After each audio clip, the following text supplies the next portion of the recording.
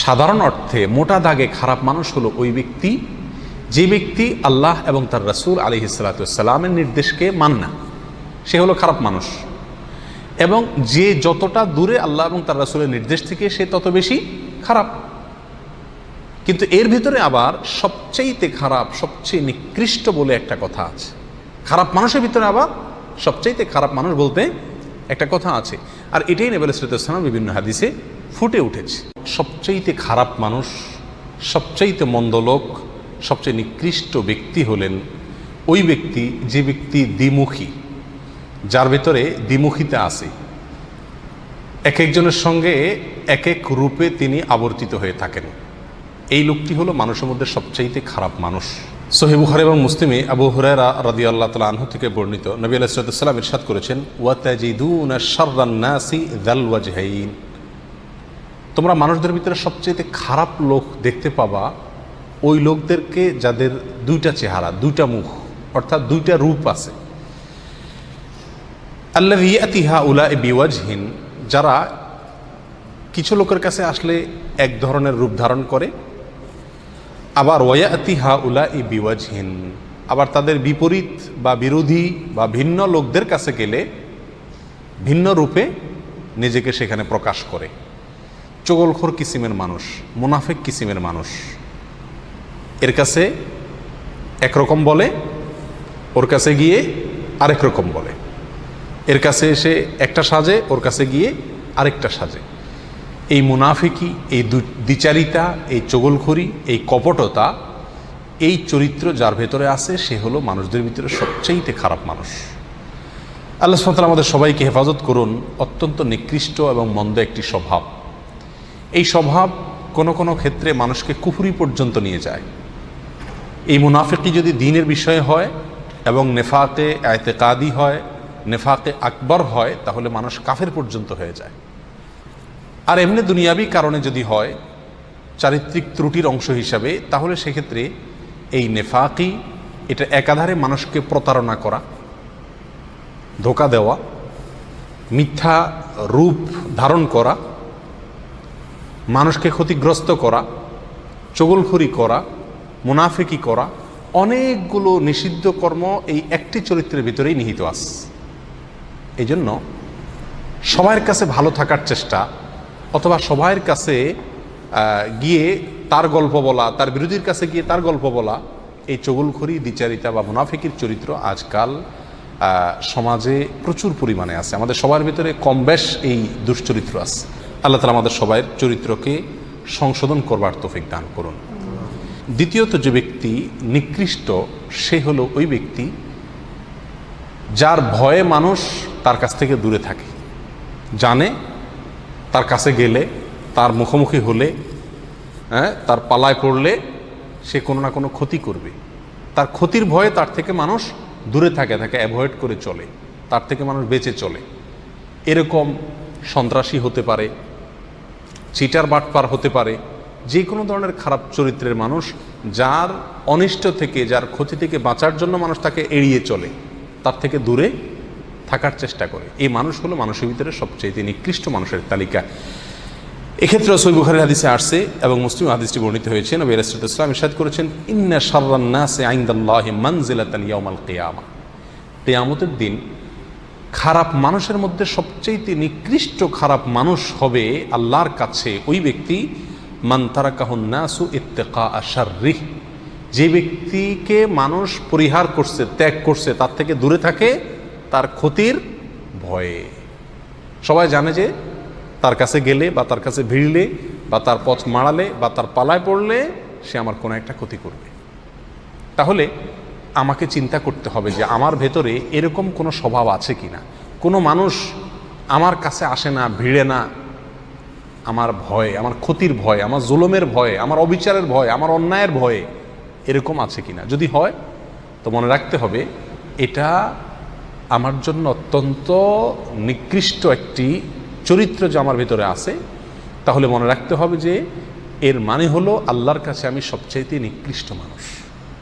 আমরা অনেকেই বরং উল্টা গর্ব করে থাকি, যখন আমার ধারে কাছে মানুষ ভয় ভিড়ে না, আমি মনে করি যে আমি খুব বাহাদুর মানুষ, ভয় আমার ধারে কাছে আসে না।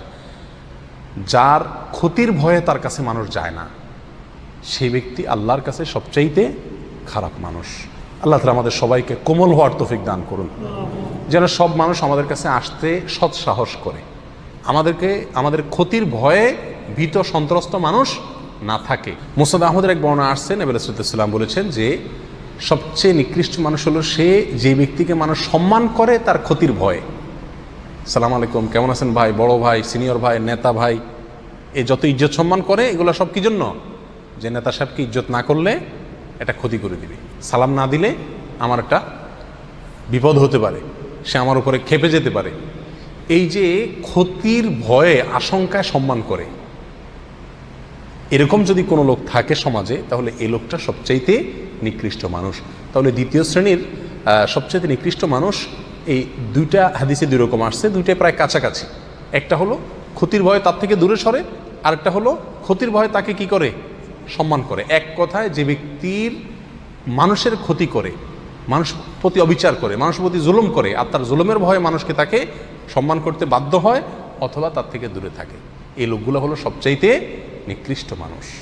তৃতীয়ত, সবচাইতে নিকৃষ্ট মানুষ সে যে ব্যক্তি কোরআন পড়ে, কোরআন অধ্যয়ন করে, কোরআন চর্চা করে, কোরআনের ইলম অর্জন করে, অথচ কোরআন যেসব বিষয়ে সতর্ক করেছে, সাবধান করেছে, ভয় দেখিয়েছে, সে বিষয়গুলো থেকে বেঁচে থাকে না। অর্থাৎ কোরআন তাকে যে সতর্ক করেছে, সাবধান করেছে, সেই সাবধানতা, সেই সতর্ক করাটা দ্বারায় সে নিজে সতর্ক হয় না, নিজে কি হয় না? সাবধান হয় না। এক কথা কোনো পরিবর্তন হয় না। অন্য কথা বলতে পারি, এলেম শিখে সে অনুযায়ী কি নাই? আমল নাই। কোনো বর্ণনা আসছে, এক্ষেত্রে ওলামা ইকরামের কথা বলা হয়েছে, ওই আলেম, যে আলেম তার এলেম দ্বারায় কোনো উপকৃত হয় না, সে নিজের এলেম দ্বারা কি হয় না? নিজে উপকৃত হয় না বা মানুষকে উপকার করতে পারে না। অর্থাৎ এলেম শিখে কিন্তু সে অনুযায়ী কি নাই? আমল নাই। এ লোকগুলো সবচাইতে নিকৃষ্ট মানুষ। মুস্তাদরাক হাকিমের এক হাদিসে বর্ণিত হয়েছে, নবী সাল্লাল্লাহু আলাইহি ওয়াসাল্লাম বলেছেন, ওয়া ইন্না মিন শাররিন নাসি রাজুলান ফাজিরান ইয়াকরাউ কিতাবাল্লাহি লা ইয়ারআউই ইলা শাইইন মিনহু।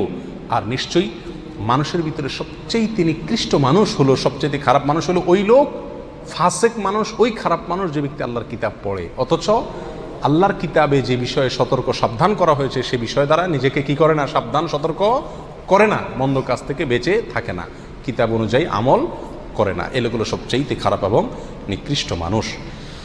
4 নম্বর সবচাইতে নিকৃষ্ট মানুষ সে যে ব্যক্তি দুনিয়াবি কোনো কারণে তার দিনকে ধ্বংস করে, দুনিয়াবি স্বার্থের কাছে দিনকে বিক্রি করে দেয়, ধর্মকে বিক্রি করে দেয়, দিনদারিকে বিক্রি করে দেয়, আমানতদারিকে বিক্রি করে দেয়, আল্লাহর ভয়কে, তাকওয়াকে বিক্রি করে দেয়। কিসের ভয়ে? কিসের বিনিময়ে? দুনিয়ার কোনো তুচ্ছ বিষয়ের বিনিময়ে। দুনিয়ার যত বড় বিষয় হোক না কেন এটা তুচ্ছ। দুনিয়ার যে কোনো বিষয়ের বিনিময়ে যে ব্যক্তি তার দিনকে বিক্রি করে দেয়, এ লোক হলো 4 নম্বর সবচাইতে নিকৃষ্ট মানুষ। এক্ষেত্রে সুনান ইবনে মাজাহ হাদিসে আসছে, নবী সাল্লাল্লাহু আলাইহি ওয়াসাল্লাম বলেছেন, আবু উমামা রাদিয়াল্লাহু আনহু বর্ণনা করছেন, মিন শাররিন নাসি মানজিলাতান ইনদাল্লাহি ইয়াওমাল কিয়ামাতি আবদুন আযহাবা আখিরাতাহু বিদুনিয়া গায়রিহি। আল্লাহর কাছে কিয়ামতের দিন নিকৃষ্ট মানুষদের মধ্যে সবচাইতে নিম্ন স্তরের নিকৃষ্ট মানুষ, সবচাইতে খারাপ মানুষ, মন্দ লোক ওই ব্যক্তি যে ব্যক্তি তার আখিরাতকে নষ্ট করে ফেলছে, আখিরাতকে বরবাদ করে ফেলছে, আখিরাতের স্বার্থকে জলাঞ্জলি দিয়েছে। কিসের কারণে? অন্য কোনো ব্যক্তির কাছ থেকে দুনিয়া পাবে এই আশায়, দুনিয়ার লোভে কারোর প্রতি জুলুম করেছে, কাউকে হত্যা করেছে, কারোর ক্ষতিগ্রস্ত করেছে, তাহলে তার দিনকে ধ্বংস করলো। কিসের কারণে? সামান্য দুনিয়ার কারণে। এ লোক হলো সবচাইতে নিকৃষ্ট মানুষ। আল্লাহ সুবহানাহু ওয়া তাআলা আমাদের সবাইকে এই দুশ্চরিত্র থেকেও হেফাজত থাকার তৌফিক দান করুন। কারোর ভিতরে যদি এই স্বভাবগুলো থাকে, কেউ যদি এই গুণ থাকে যে দ্বিচারিতা আছে, মুনাফিকি আছে, কপটতা আছে, সবার কাছে ভালো থাকার প্রবণতা আছে, সামনে একরকম পিছে আরেক রকম, এরকম চরিত্র যদি থাকে, তাহলে সেখান থেকে বের হয়ে আসতে হবে।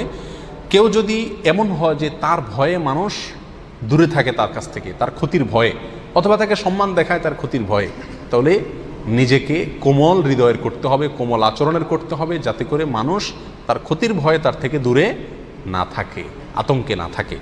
তৃতীয়ত, আল্লাহর কালাম যদি আমরা পড়ি, শিখি, আলোচনা করি, জানি, চর্চা করি, তাহলে সেই কোরআনের যেসব আয়াতগুলো আমাদেরকে সাবধান করছে, আল্লাহর আযাবের ভয় দেখাচ্ছে, সেগুলোকে নিজের ভিতরে ধারণ করতে হবে এবং সেগুলোকে আমলে নিয়ে কোরআনের সতর্কতাকে গ্রহণ করে নিজে সতর্ক হইতে হবে, সাবধান হইতে হবে।